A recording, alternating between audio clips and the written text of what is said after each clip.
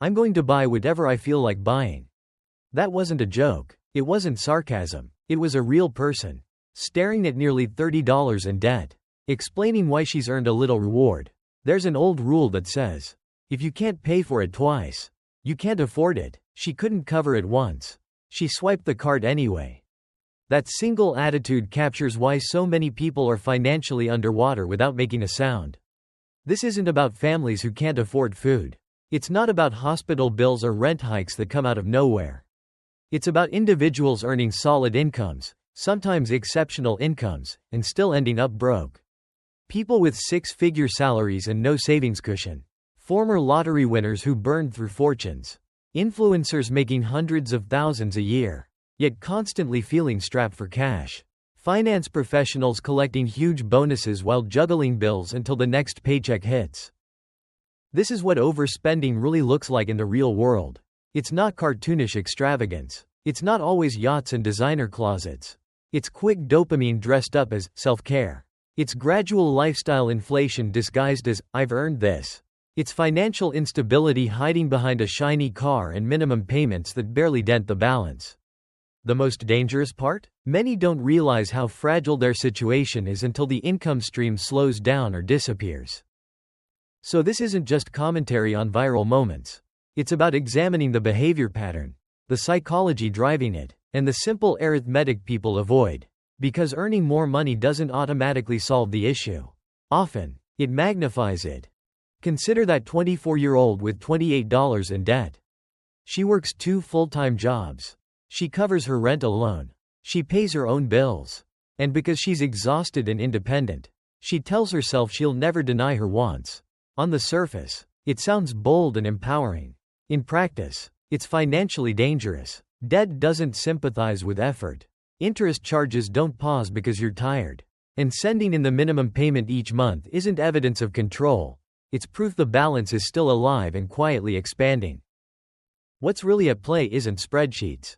It's emotion. She isn't purchasing items, she's purchasing relief. When stress builds up, spending feels like reclaiming power. It feels like compensation. The brain starts associating each transaction with a short-term emotional boost. Eventually, the cycle becomes automatic. Grind. Feel depleted. Buy something. Repeat. I deserve this, transforms from a passing thought into a personal financial philosophy. But numbers don't bend for feelings. High-interest debt near $30 can produce thousands of dollars a year in interest alone. That means part of her future effort is already assigned to yesterday's decisions. She's clocking in today to pay for last month's impulse. That's the hidden cost most people ignore. And here's what quietly compounds the damage. It's rarely one catastrophic purchase that wrecks someone. It's the steady acceptance of smaller indulgences.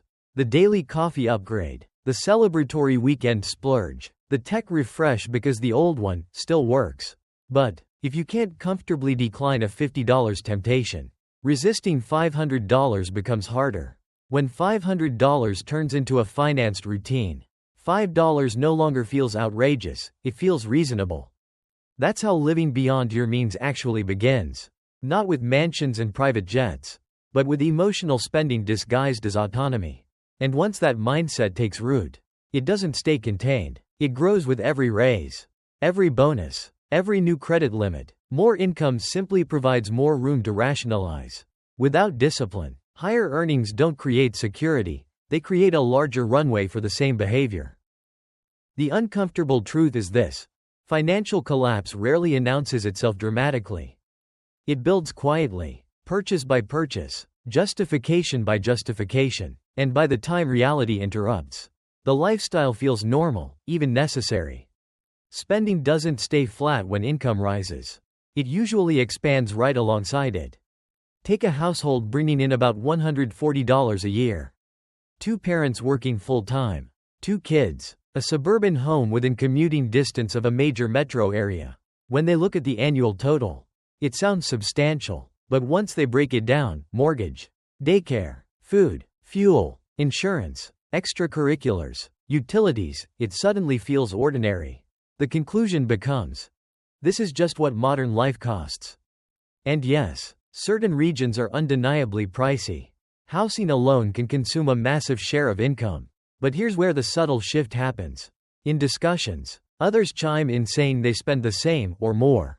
Someone casually mentions 6 figures a year toward housing. Another talks about enormous tuition payments. Someone else references carrying large credit card balances as if it's simply part of staying in the game. Gradually, the definition of normal drifts away from what is actually sustainable. There's a meaningful distinction between living in a high-cost area and choosing a high-cost way of living. Location may be unavoidable. Lifestyle inflation often isn't. Small upgrades become permanent habits. Takeout becomes the default instead of cooking. Streaming platforms multiply. Vacations move from modest to premium. The house is slightly larger than necessary because the bank approved it. None of these choices feel extreme individually. Together, they quietly reset the baseline. This is lifestyle inflation at work. As earnings climb, expenses follow, not out of necessity, but because the higher income creates permission. The nicer neighborhood becomes the new minimum standard. The upgraded SUV feels essential. Services that were once luxuries become embedded expectations. And once that new baseline is established, reducing expenses feels like moving backward rather than making a smart adjustment. Here's the uncomfortable truth. A family earning $140 and spending $140 is exposed. From the outside, everything appears stable. Bills are paid. Credit scores may look solid. Social feeds show comfort. But remove that paycheck for half a year, and the entire framework starts to strain. The real question isn't whether the lifestyle feels good. It's whether it can survive disruption. Most households never run that test. They equate consistent paychecks with permanent security.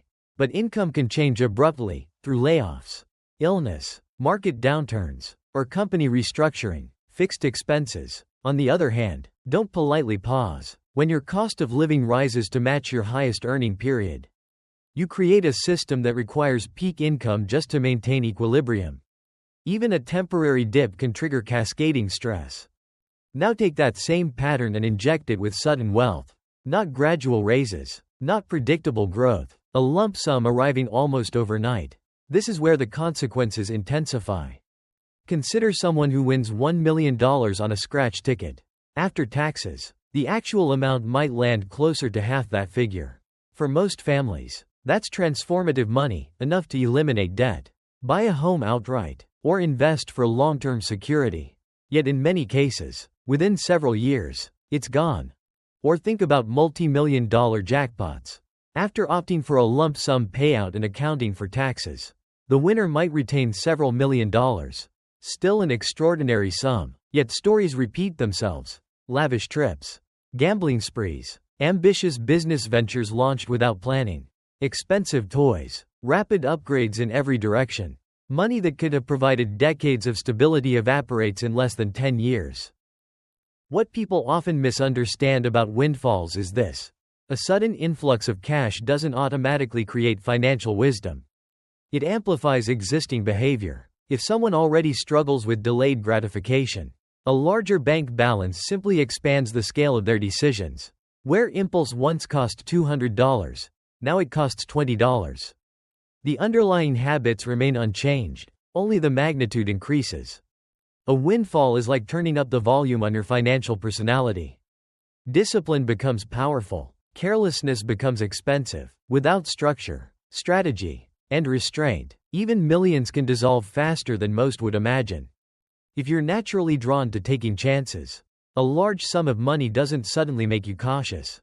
It often does the opposite. A bigger cushion can trick you into believing the stakes are lower. The real issue isn't how much you start with, it's how quickly you burn through it. Cash flow speed matters more than the opening balance. When income rises little by little, spending habits tend to stretch little by little. But when a lump sum drops into someone's life overnight, the expansion can be immediate and dramatic. A more expensive home, a high-performance car, first-class flights, bigger bets at the casino because the bankroll can handle it. The problem is that if the underlying habits haven't evolved, the final outcome rarely changes. Several $1,000,000, invested wisely, could comfortably support someone for decades in many parts of the country. Even $500,000 could wipe out debts, shrink monthly obligations, and generate steady investment returns. Losing that kind of opportunity isn't just unfortunate, it's financially devastating. The tragedy in these stories isn't only the dollar figure. It's the absence of structure before and after the windfall. No clear allocation strategy. No guardrails. No respect for the fact that even large numbers are still finite. The emotional forces driving the behavior don't disappear with more zeros in the account. The desire for excitement, validation, recognition, or thrill remains. The only difference is scale. And this mindset isn't limited to lottery winners or gamblers. There's a more socially polished version of the same behavior playing out every day, often parked in driveways. Let's talk about vehicles. One of the most common financial illusions revolves around luxury cars. The reasoning usually sounds rational. It's gently used. It retains value better than most. The monthly payment fits the budget. And the dealership experience feels premium. On the surface, it appears sensible, but there's a critical flaw in the logic. The phrase, "I can handle the monthly payment," is one of the most misleading statements in personal finance. Being able to cover a bill each month does not mean you can truly afford the asset. A high-end vehicle carries layers of cost beyond the loan itself: depreciation, insurance premiums, maintenance, interest, and the lost opportunity to invest that capital elsewhere. Luxury vehicles, especially SUVs and performance models, can lose a substantial percentage of their value within the first few years. A prestigious badge doesn't defy economics. Cars depreciate. That's not opinion, it's physics. When someone spends close to six figures on a vehicle that may be worth dramatically less in a short period, they're not just purchasing transportation, they're investing in image. The situation becomes even more precarious when financing is involved. Owing tens of thousands on a car that could sell for less than the loan balance leaves you underwater. Add a four-figure monthly payment, and that obligation begins squeezing out room for savings, investing, and emergency reserves. The car payment doesn't just sit there, it competes with your future. Then there's the scenario where someone files for bankruptcy, clears old debts, and almost immediately finances another expensive truck. Eliminating past liabilities doesn't automatically fix spending behavior. Walking into a dealership right after discharge to sign for a $60 loan isn't credit repair, it's restarting the cycle. Often at steeper interest rates. Lenders price risk accordingly. Higher perceived risk means higher rates, which means more money flowing outward instead of building stability. Cars are highly visible purchases. That's part of their appeal. They broadcast success in a way retirement accounts never will. Nobody admires your fully funded emergency savings. They notice the new pickup or the luxury SUV. But here's the uncomfortable reality. Your vehicle doesn't reflect your net worth. It reflects your priorities. When the payment is designed to signal status, the long-term financial impact tends to be ignored, until income tightens and pressure builds. And automobiles aren't the only modern financial snare. Some traps feel smaller, subtler, almost harmless at first glance. They don't come with leather interiors or roaring engines. They come disguised as convenience and flexibility. That brings us to the culture of split it into four. Now we arrive at one of the most popular financial trends of the digital era: installment shopping dressed up as convenience. Buy now, pay later. 4 simple payments. No interest, no stress, at least that's how it's presented. Instead of handing over $400 today, you swipe and pay $100, with the rest spaced out over the coming weeks. It feels lighter, easier, almost painless. And that's precisely where the danger hides. When you don't experience the full cost immediately, your brain doesn't react the same way. Behavioral economists refer to this as the pain of paying. When the entire amount leaves your account at once, the loss feels real and tangible. You pause. You reconsider. But when the total is sliced into smaller pieces, that psychological resistance weakens. The urgency fades. The purchase feels less consequential. A $400 handbag on a $50 salary with relatively low rent might not seem disastrous in isolation. On paper, it looks manageable. But the equation changes when multiple purchases follow the same pattern. One installment plan turns into 3. 3 quietly become 5 or 6. Soon, several small payments overlap across different billing cycles. Individually, each charge feels minor. Collectively, they begin to squeeze the monthly budget.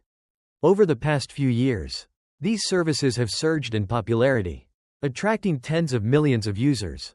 Adoption keeps climbing. That growth alone doesn't make the product inherently harmful. It highlights something else.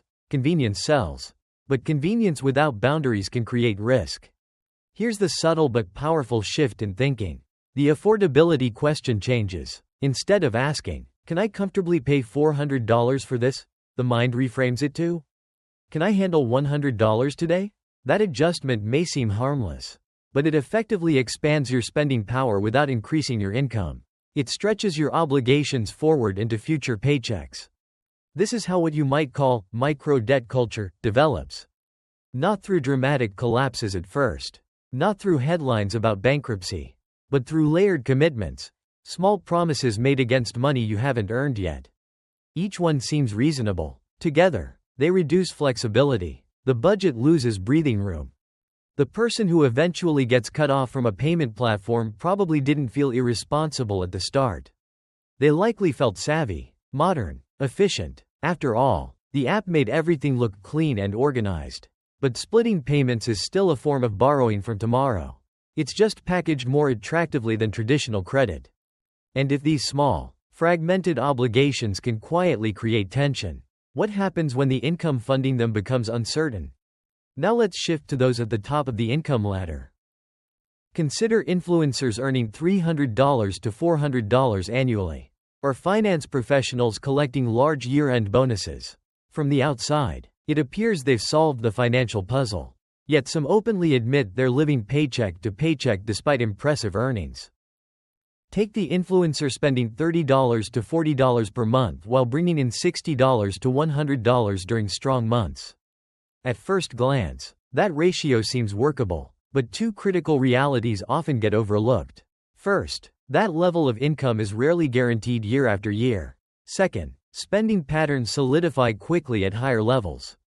This is the hazard of pairing unpredictable income with fixed, elevated expenses. When revenue flows generously for a few years, the mind begins to treat it as permanent. The luxury apartment becomes standard. International trips move from occasional to expected. Covering group dinners or helping friends financially becomes part of one's identity. The cost of living inflates to match peak earning seasons. But industries driven by popularity, market cycles, or performance bonuses are inherently volatile. Online audiences shift, algorithms change, companies restructure, bonus pools shrink. Suddenly, the consistent base salary can't sustain the lifestyle that was built during record years. That's financial vulnerability, just at a higher altitude. The numbers are bigger, but the structure can be just as fragile. Wall Street offers a clear illustration. For many professionals, bonuses account for a significant share of annual compensation. When markets are strong, payouts soar. When conditions tighten, they contract sharply. If someone builds their fixed expenses, housing, cars, private school tuition, around the assumption that peak bonuses will continue indefinitely, even a single down year can create serious strain. The common thread across all these examples isn't income size. It's behavior. Whether someone is financing a handbag in 4 payments or upgrading to a penthouse based on last year's bonus, the underlying principle is the same: expanding obligations in anticipation of future money. And future money is never guaranteed. Many professionals spend all year as if their year-end bonus is guaranteed. They allow their lifestyle to exceed what their base salary can comfortably handle, assuming the extra payout will close the gap. For a while, that assumption may hold, until it doesn't. If the bonus comes in lower than expected, or vanishes entirely, the shortfall becomes painfully real. Fixed expenses don't shrink on command. The upscale apartment still requires rent. The car lease still drafts automatically. The habits built around status and convenience don't quietly fade because revenue dipped. When income falls, the bills remain. This is lifestyle inflation operating on a larger scale. As earnings rise, upgrades feel justified. A more prestigious address, finer dining, elevated travel, premium memberships. Gradually, the standard of living resets at a higher level. And once that new level feels normal, stepping backward feels like personal failure rather than financial correction. Here's the irony. The larger the paycheck, the more dramatic the potential drop. High income can mask inefficiency for years. Waste hides easily when cash flow is strong. But when the decline arrives, it arrives hard. And this vulnerability isn't reserved for influencers or finance executives. It can happen to someone earning $126 a year just as easily. Let's focus on that number. Because it challenges assumptions. $126 annually works out to about $10 a month before taxes. For many, crossing into six figures feels like crossing into safety. It signals stability, competence, success. You're no longer scraping by. You've made it. Then a layoff hits. 6 months without a paycheck. No emergency savings.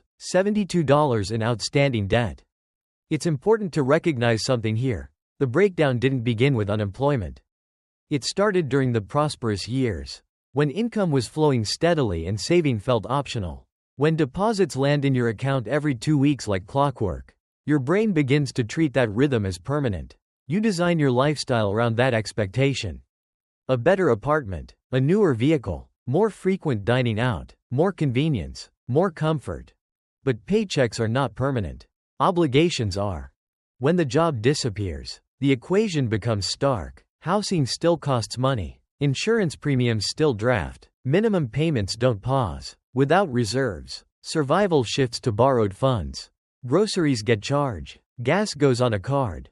Utilities become revolving debt. Each transaction postpones the problem while increasing its size.